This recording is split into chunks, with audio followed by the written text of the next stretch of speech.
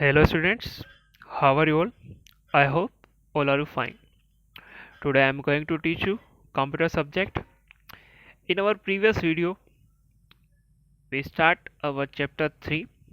Some topic some topics we also read and understand. Now the remaining topics of chapter 4 we will read today now. So all my dear students, please open your computer book. Okay, and open page number 33। Okay, page number 20 जो 33 है उसका कुछ paragraph हमने पढ़ लिए थे। And हमारा जो चैप्टर 3 है वो पेज नंबर 31 पे स्टार्ट हुआ था, जिसका नेम है editing in M S Word 2010। इस in this chapter we will learn about editing and formatting of for our documents. जो भी डाटा हम कंप्यूटर पे क्रिएट करते हैं एम एस वर्ड में, उससे हम कैसे एडिट करेंगे, कैसे उसको फॉर्मेटिंग उसका करेंगे, इस चैप्टर में हम सीखने वाले हैं। जैसे कि उसमें हम select a word, select a line, select a paragraph and select our entire document, ये हमने पिछली वीडियो में देखा था, समझा था। इसके बाद का जो टॉपिक्स हैं, पॉइंट्स हैं, वो आज हम पढ़ेंगे और समझेंगे। ठीक है, तो आपको ध्यान से वीडियो देखना है और अपनी बुक को अपने साथ ओपन रखना है और पेज नंबर 33 ओपन रखना है। ठीक है, मैंने भी पेज नंबर 33 ओपन रख लिया है। आप भी अपनी अपनी बुक में इसको ओपन करके रखेंगे। ठीक है, और ध्यान से इसको देखेंगे और समझेंगे। तो पेज नंबर 33 जो है, जो मैंने ओपन किया है, आपको भी अपनी अपनी बुक में ओपन रखना है। और उसके बाद उसके बाद जो आपको लिखा है इंसर्टिंग टेक्स्ट, क्या लिखा है? Inserting text. ठीक है, सॉरी, जो इंसर्टिंग टेक्स्ट लिखा है इसको आज हम पढ़ेंगे और इसके बारे में समझेंगे कि यह क्या होता है। तो लिखा है इसके बारे में आपको, when we open Word we see an beam blinking pointer, this is called cursor. जब हम एम एस वर्ड ओपन करते हैं, जो भी हमारा कंप्यूटर ओपन करने के बाद उसमें जब हम हमारा एम एस वर्ड ओपन करते हैं, एम एस वर्ड 10 ओपन करते हैं, उसमें आपको देखते हैं आपका एक ब्लैंक पेज आता है उसमें। यहाँ पे तो ये उन्होंने स्पेलिंग आपको दिख रही है, ये पैराग्राफ दिख रहा है। पर जब हम उसको स्टार्टिंग में जब सबसे पहले जब ओपन करते हैं तो आपको ये पूरा ब्लैंक दिखता है। ब्लैंक मतलब खाली दिखता है। उसमें केवल आपको एक लाइन दिखती है ऐसी, कैपिटल आई जैसी, ऐसी। इसका नेम क्या होता है? इसको हम बोलते हैं कर्सर। जैसा कि आपको यहाँ पे लिखा है, when we open Word we see an beam, ऐसी लाइन आपको दिखती है, beam blinking pointer, this is called cursor. आपको ये जो कैपिटल आई भी दिख रहा है जब हम कंप्यूटर स्टार्ट करते हैं। उसके बाद जब हम वर्ड ओपन करते हैं, उसके बाद जब आपकी स्क्रीन जो एम एस वर्ड की ओपन होती है, उसमें आपको केवल एक ऐसी, ये जो मैंने आपको बना के बताया ऐसा, केवल ऐसा दिखता है यहाँ पे आपको केवल। और पूरा भी ये पेज जो होता है पूरा ब्लैंक रहता है, खाली रहता है। इसको हम क्या बोलते हैं? इसको हम बोलते हैं कर्सर। ठीक है, इसको क्या बोलते हैं? हम कर्सर बोलते हैं। To insert text, place the cursor to the right of the character after which you want to insert text and then type. तो जहाँ पे भी आपको आपका टेक्स्ट लाना है, जो भी स्पेलिंग आप टाइप करना चाहते हैं, जिसको जहाँ पे भी लाना है, उसको लाने के लिए उसके राइट में आपको यहाँ पर उसको कर्सर को लाना पड़ता है। ठीक है, the existing text will shift to the right.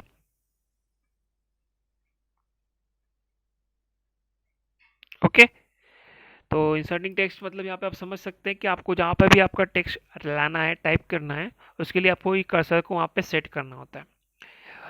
तो जैसे हमको यहाँ पे अगर इस जगह पर हमको कोई सी स्पेलिंग लिखना है, तो उसके लिए आपका कर्सर आपको उसको उसके पहले लाना होता है। उसके जो आपकी स्पेलिंग आएगी, जो आप टाइप करेंगे कीबोर्ड से, उसके राइट में इधर आएगी। फिर वो जो कर्सर है उसके राइट में ही, राइट साइड में, जो राइट साइड, जैसे हमारी ये राइट साइड है और ये लेफ्ट साइड है। इधर वाली साइड जो है हमारी वो क्या है? ये लेफ्ट है और इधर वाली राइट है। तो जो कर्सर है, जो भी स्पेलिंग हम कीबोर्ड से टाइप करेंगे, वो कर्सर के राइट साइड पे आपको आती जाएगी। ठीक है, हम जो जैसे हम जो भी स्पेलिंग, जैसे हम अगर कंप्यूटर पे कीबोर्ड से अगर हम ये स्पेलिंग लिखेंगे कि जैसे कोई सा भी नेम हम लिख देते हैं राम, तो जब हम कीबोर्ड से राम का आर टाइप करेंगे तो आर इस कर्सर के इधर आ जाएगा। आर जैसे हम टाइप करेंगे वो आर आ जाएगा, जैसे हमने लिखा राम, तो राम लिखने के बाद जो कर्सर है वो राम के बाद यहाँ पर इधर चलने जाता है। ओके, तो जो भी हम स्पेलिंग राइट करेंगे वो कर्सर के जो स्पेलिंग है उसके बाद कर्सर उसके राइट में चला जाता है, राइट साइड पे। जैसे हमने राम लिखा है तो राइट राम लिखने के बाद जो कर्सर है उसके राइट साइड में यहाँ पर आ जाता है automatically.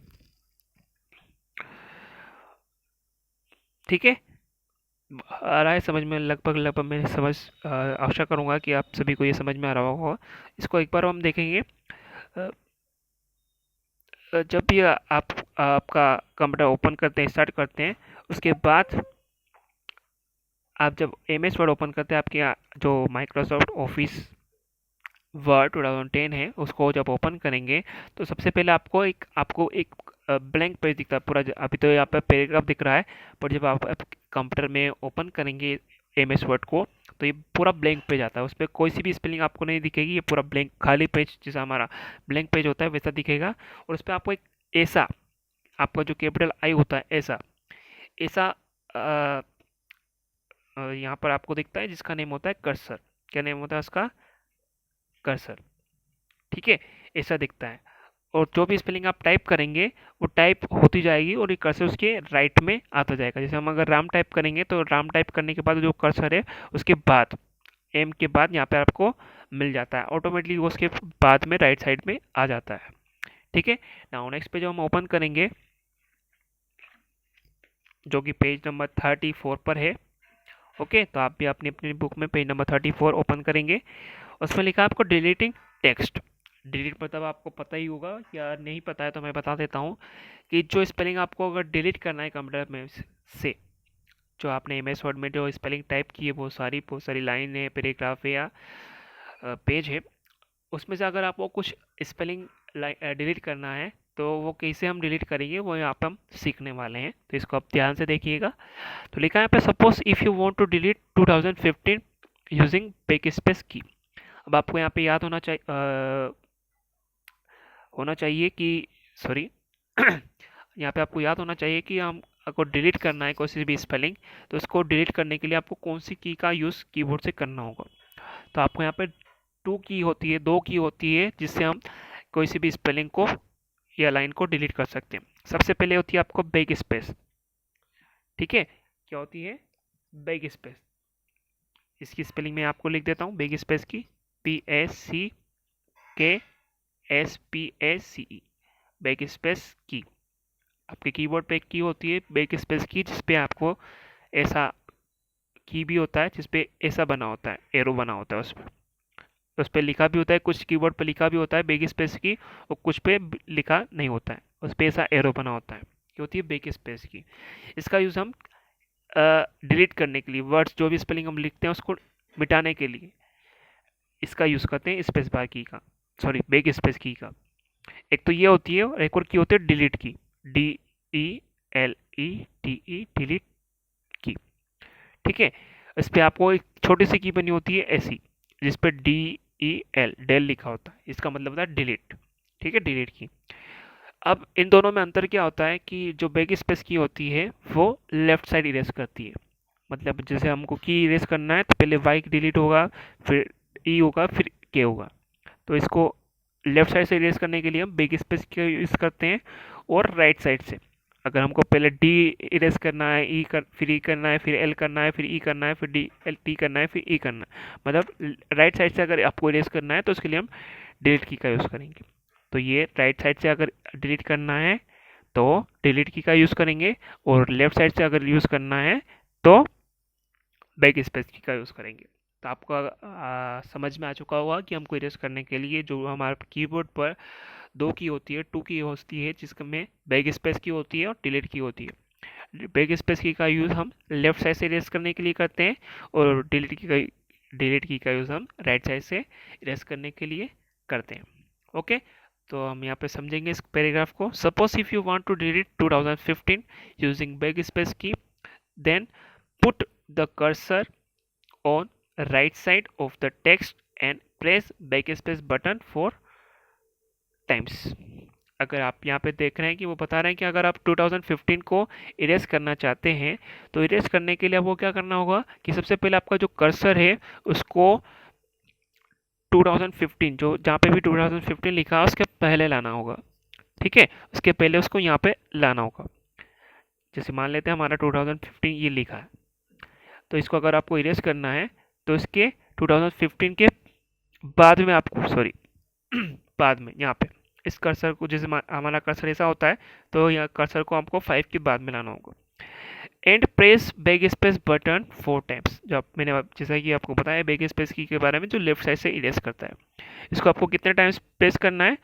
Press back space button 4 times. आपको ये जो बैक स्पेस की होता है इसको 4 टाइम्स दबाना होगा। मतलब आपको 1 2 3 4 ऐसे 4 टाइम 4 टाइम्स इसको हम दबाएंगे, तब ये जो 2015 है वो वहाँ से इरेज हो जाएगा, वहाँ से मिट जाएगा, वहाँ से डिलीट हो जाएगा। ओके, आ रहा है समझ में? जैसे कि वो बता रहा है बुक में कि आपका जो कर्सर है यहाँ पर, आप अपने अपनी बुक में इसको देख सकेंगे क्योंकि यहाँ पे बहुत छोटा बारीक अक्षर में छोटे अक्षर में लिखा है, आपको क्लियर नहीं दिख पाएगा। तो यहाँ पे लिखा है आपको 2015। वो कर्सर यहाँ पे पीछे लेके आए हैं इनकी 5 के बाद में, और उन्होंने जो बैक स्पेस किया है कीबोर्ड से उसको 4 टाइम 1 2 3 4 टाइम ऐसे प्रेस किया तो वो वहाँ से मिट गया। अब जो मिट गया है जैसे लिखा है बिलो बिफोर डिलीटिंग, उन्होंने केवल यहाँ पे कर्सर लाए और डिलीट की बैक स्पेस की को 4 टाइम्स दबाया है तो वो वहाँ से मिट गया। तो हम यहाँ पे नेक्स्ट पेज में जहाँ पे लिखा है आफ्टर डिलीटिंग, नेक्स्ट फोटो में देखेंगे कि यहाँ पे जो जुलाई 2015 लिखा था यहाँ पर ऊपर, वो यहाँ पे हमने जो डिलीट किया है तो वहाँ से 2015 मिट चुका है, डिलीट हो चुका है। यहाँ पे आपको 2015 नहीं मिलेगा, जो हम यहाँ पर नहीं देख पा रहे हैं। यहाँ पे आपको केवल जुलाई 15 है। इसके बाद जो 2015 यहाँ पे जो लिखा था जुलाई 15 2015, उसमें से हमने जो 2015 डिलीट किया है वहाँ से डिलीट हो चुका है, इरेज हो चुका है, इसलिए वो हमें यहाँ पर नहीं मिलेगा। ओके, अब रोबो 5 में आपको लिखा है text can be deleted in MS word by using 2 keys, back space की एंड डिलीट की, जो कि मैंने आपको यहाँ पे बता चुका हूँ पहले ही कि डिलीट की और बैक स्पेस की से हम हमारे टेक्स्ट को, हमारे जो भी लाइन है, पैराग्राफ है या पेज है उसको डिलीट कर सकते हैं। बैक स्पेस की को हम लेफ्ट से इरेज कर सकते हैं और डिलीट की का यूज़ कर हम राइट साइड से इरेज कर सकते हैं या डिलीट कर सकते हैं। If you want to delete 2015 using delete key, then put the cursor at the left of the word and the press delete button 4 times to delete 2015। जैसे कि मैंने आपको पहले बताया है कि जो डिलीट की होती है वो राइट साइड से यूज इरेज करती है और बैक स्पेस की लेफ्ट साइड से इरेज करती है। तो अगर आपको डिलीट की का यूज़ कर 2015 को इरेज करना है, डिलीट करना है, तो उसके लिए हम कर्सर को किस साइड लाएंगे?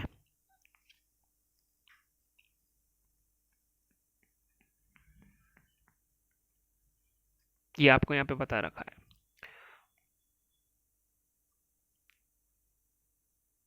ये जो 2015 है वो उसको लेफ्ट साइड में कर्सर को यहाँ पे लेके आए हैं और डिलीट की को 4 टाइम्स, कितने टाइम्स? 4 टाइम्स उन्होंने प्रेस किया है तो वो डिलीट की उनका यहाँ पर डिलीट हो जाएगा। जो देखो यहाँ पे आपको जो 2015 मिल रहा है, उन्होंने यहाँ पे कर्सर को उनके पहले हमने यहाँ पे डिलीट करने के लिए 5 के बाद में लाए थे, ठीक है, यहाँ पे राइट साइड में लाए थे हम।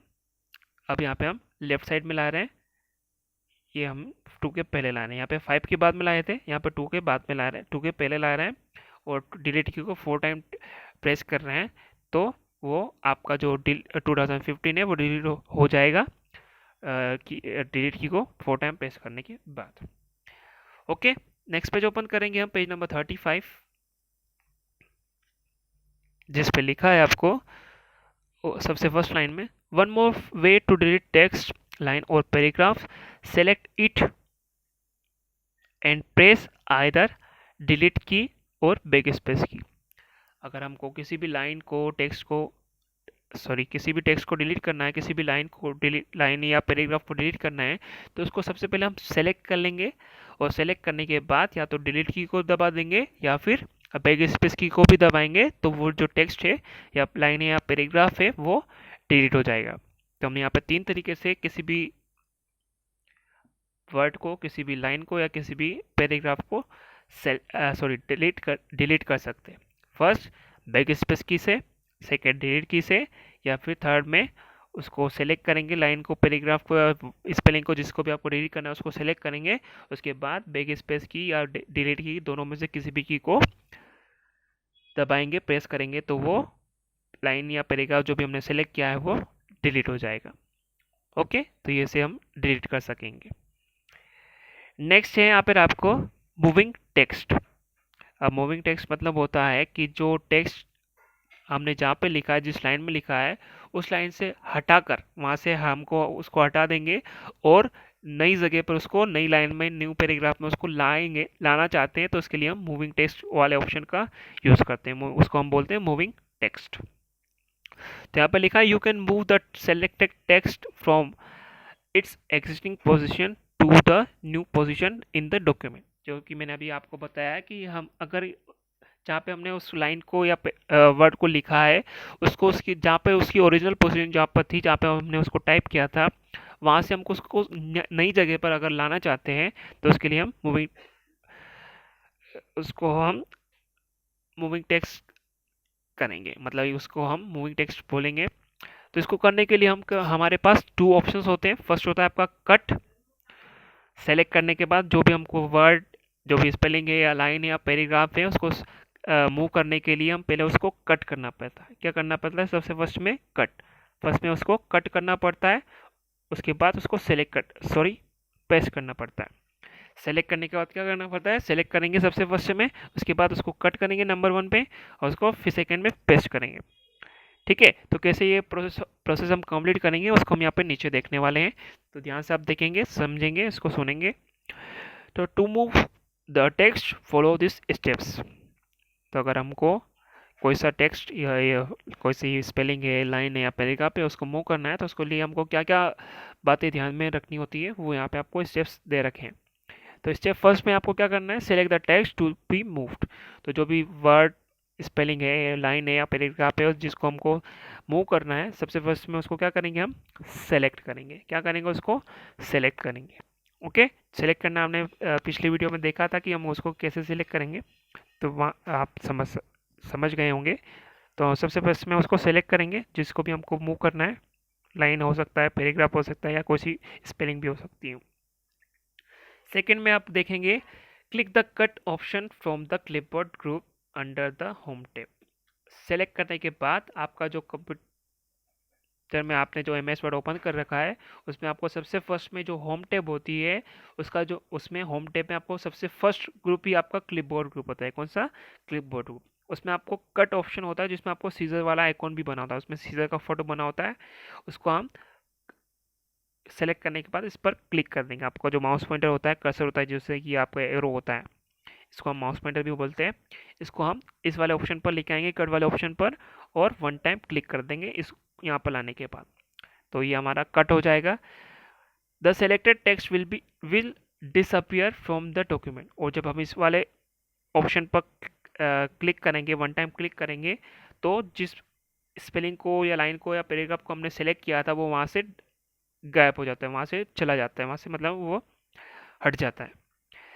स्टेप थर्ड में लिखा है bring the cursor to the new position where you want to shift the text. और वहाँ से जब वो डिसअपियर हो जाता है, मतलब गायब हो जाता है, उसके बाद आपको जहाँ नई जगह पर, न्यू प्लेस पर, जहाँ पे भी आपको वो जो हमने सेलेक्ट करके कट किया है, उसको जहाँ पर न्यू प्लेस पर जहाँ पर लेके आना है, वहाँ पर आपको आपका कर्सर लाना है। ठीक है, स्टेप 4 में लिखा है click paste option from the clipboard group. और जैसे हमने जो स्पेलिंग वहाँ से कट की थी, और उसके बाद हमने जो न्यू प्लेस पर लाने के लिए कर्सर लाए हैं, कर्सर लाने के बाद आपको क्लिपबोर्ड ग्रुप में जाना है। जैसे कि हमने कट के लिए गए थे, वापस से हम होम टैब पर जाएंगे और होम टैब के जो फर्स्ट ग्रुप होता है क्लिपबोर्ड ग्रुप, वहाँ पर जाएंगे और पेस्ट वाले ऑप्शन पर जाएंगे। ये आपको पेस्ट वाले ऑप्शन पे यहाँ पे स्पेलिंग लिखी नहीं होती है, आपको ऐसा उसका आइकॉन बना होता है। तो आपको यहाँ पर जाना है इस वाले आइकॉन पर, जहाँ पर ये ऐसा आइकॉन बना होता है, ये पेस्ट के लिए होता है। यहाँ पर जाएंगे और आप माउस पॉइंटर रख कर वन टाइम क्लिक कर देंगे। और जब हम वन टाइम यहाँ पर आने के बाद वन टाइम जब आपका माउस का लेफ्ट क्लिक करेंगे, तो जो हमने वहाँ से कट किया था पहले, जो स्पेलिंग है या पैराग्राफ है, जो लाइन है जिसको हमने कट किया था, वो वहाँ से तो पहले गायब हो गई थी, डिसअपीयर हो गई थी।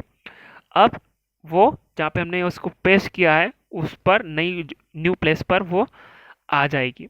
तो लिखा है यहाँ पे the text will appear at the cursor position, जहाँ पे हमने कर्सर रखा था उसके बाद पेस्ट वाले ऑप्शन पर क्लिक किया था, तो जहाँ पे हमने कर्सर रखा था उसकी न्यू प्लेस पर हमने जहाँ पर कर्सर रखा था वहाँ पर वो टेक्स्ट जो हमने सेलेक्ट कर रखा था पहले, जो कट किया था, वो वहाँ पर उसके न्यू प्लेस पर जहाँ पर हमने कर्सर रखा है वहाँ पर आ जाएगा। अब आपको रोबो में लिखा है कट कमांड, कॉपी कमांड और पेस्ट कमांड, जो हमने अभी यूज़ की है, कट और पेस्ट। इसका शॉर्टकट आपको लिखा है यहाँ पे कंट्रोल एक्स कट कमांड के लिए होता है, कंट्रोल सी कॉपी कमांड के लिए होता है और कंट्रोल वी पेस्ट कमांड के लिए होता है। ये कमांड्स हैं जो कट है, कॉपी है, पेस्ट, ये बहुत ही हमारे काम में आती है, बहुत ही यूज़फुल होती है। इनके शॉर्टकट भी हमको याद होना चाहिए जो कि यहाँ पे लिखे हैं, जैसे कि कंट्रोल प्लस एक्स कट के लिए, कंट्रोल प्लस सी कॉपी के लिए और कंट्रोल वी पेस्ट के लिए। अब इसके बाकी के जो टॉपिक्स हैं जैसे कॉपिंग टेक्स्ट है, अंडू एंड रीडू कमांड्स है, फाइंडिंग टेक्स्ट है, ये हम हमारी नेक्स्ट वीडियो में पढ़ेंगे। तो आपका होमवर्क जो मैं आप बता रहा हूँ क्या है, तो आप समझेंगे अच्छे से होमवर्क को। आपका होमवर्क में आपको चैप्टर 1 जो है, मैं ओपन करके बताता हूँ आपको। चैप्टर 1 ये मैंने ओपन कर लिया है। तो चैप्टर 1 के पेज नंबर 12, ठीक है, जो पेज नंबर 12 आपको लिखा है, ये पूरा का पूरा पेज आपको वन टाइम गुड हैंडराइटिंग में लिखना है और लर्न भी करना है, ठीक है। It's your homework to write and learn the question answers of page number 12, okay. तो पेज नंबर 12 के जो आपको 3 क्वेश्चंस दे रखे, फिल इन द ब्लैंक्स से, मैच द फॉलोइंग से और फुल फॉर्म वाला क्वेश्चन है। ये होमवर्क में आपको वन टाइम अच्छे से लिखना भी है आपके एसडब्ल्यू में और लर्न भी करना है। It's your homework, okay, thank you.